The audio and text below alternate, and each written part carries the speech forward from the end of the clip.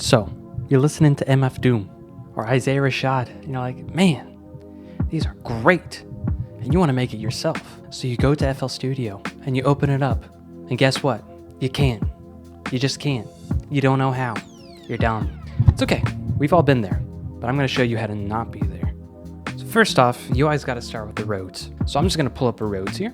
Got the MK2 Suitcase 1981. Very nice preset. Let's listen to what I have down real quick.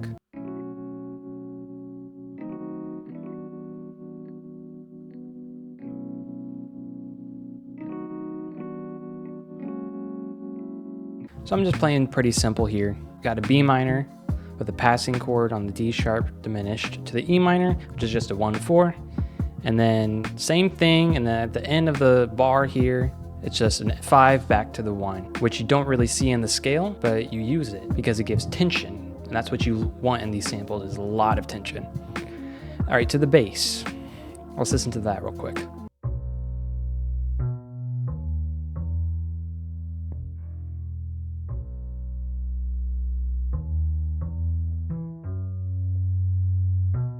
Just pulling out a simple double bass from Expand and really just following the root notes, again with a little bit of octaves and a little bit of fifths.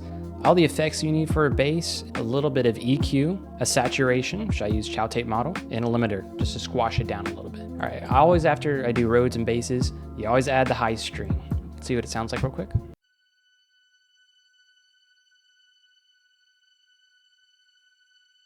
Now it doesn't seem to be doing too much, but it really is, because it's filling the very high end, which a lot of instruments don't do.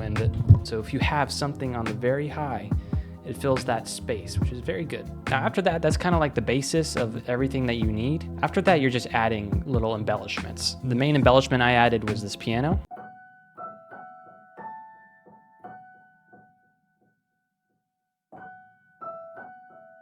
So the melody is actually really simple. It's just 5 notes and then 3 notes, just played in octaves. One thing I love when I'm doing these types of samples is using octaves on the higher parts of the piano. I don't know why, but I find it as a great driver for the melody. Everything else after that was basically just little embellishments here and there. So I added this flute.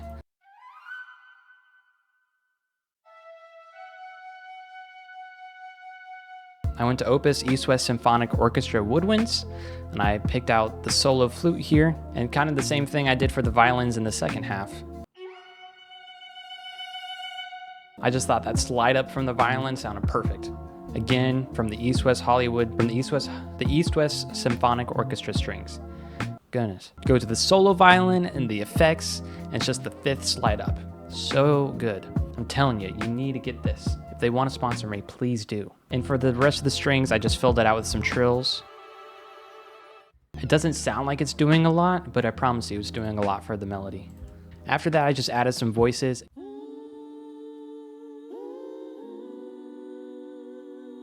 Sometimes I like to do my own vocals, but for this one, I felt lazy and I didn't want to do it. Now, as far as mixing goes for these violins and flutes and voices, I have nothing really on them except for EQs. That's all I have on them. The voices, EQ the lows. Flute, not even anything. You don't need to do a lot, especially when you're going with these types of MF Doom, Isaiah Rashad, any of these guys, sort of jazz soul samples. You're using a lot of dry live instrument, especially if you're not playing them live yourself, because a lot of it's being done for you.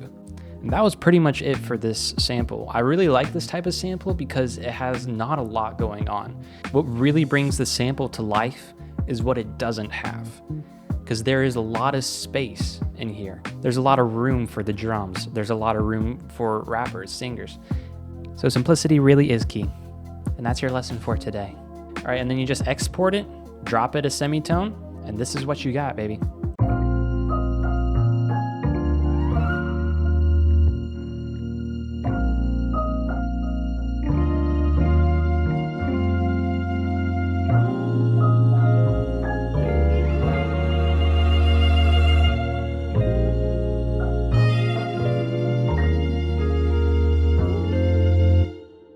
I hope this was helpful a little bit, and if it wasn't, feel free to tell me, and I will never make a video like this again. Okay, bye.